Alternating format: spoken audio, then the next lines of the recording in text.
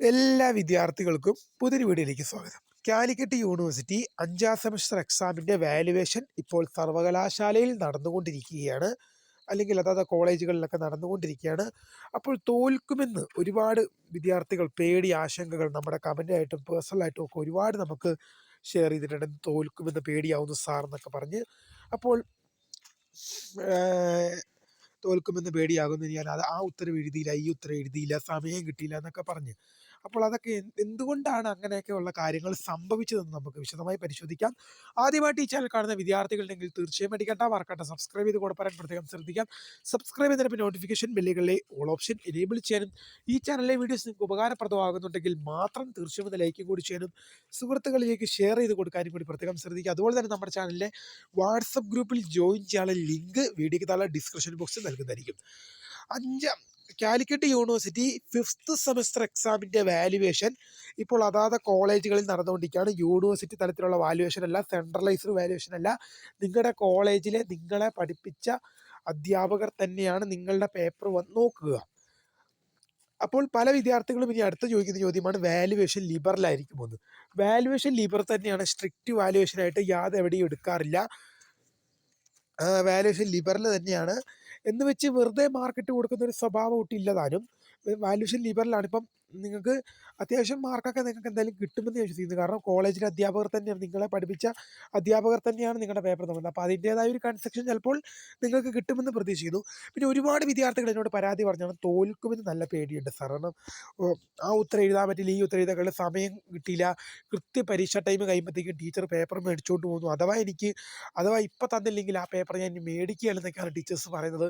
അപ്പോൾ ഇങ്ങനെയുള്ള വിദ്യാർത്ഥികൾ ചില ശ്രദ്ധിക്കേണ്ട കാര്യങ്ങളുണ്ട്.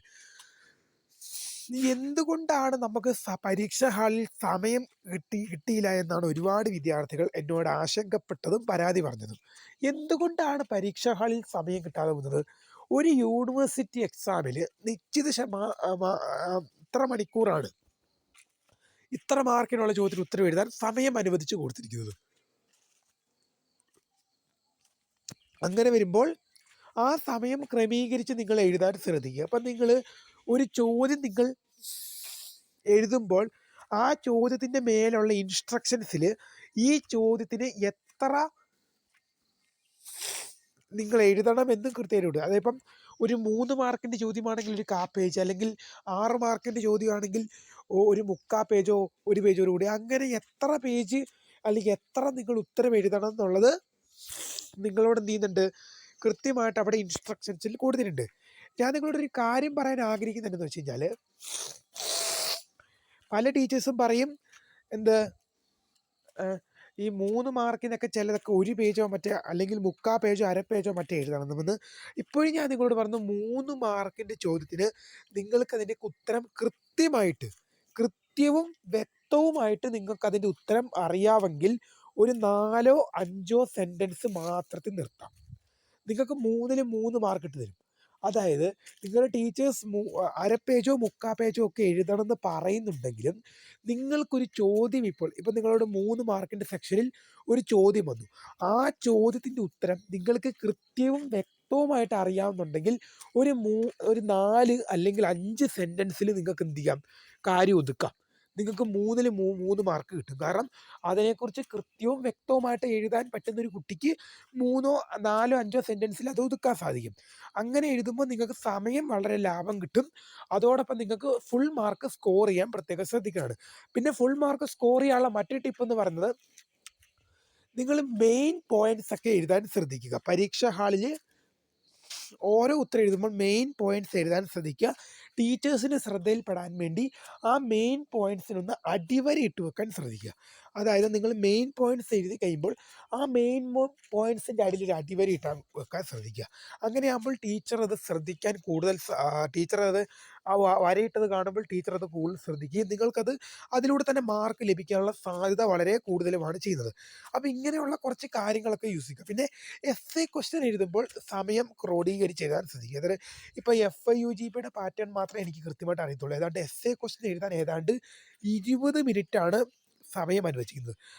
ഒരു നമുക്കിപ്പോൾ FIUGPക്കാർക്ക് 14 മാർക്കിൻ്റെ എസ്സേ ആണുള്ളത്. 14 മാർക്കിൻ്റെ എസ്സേ.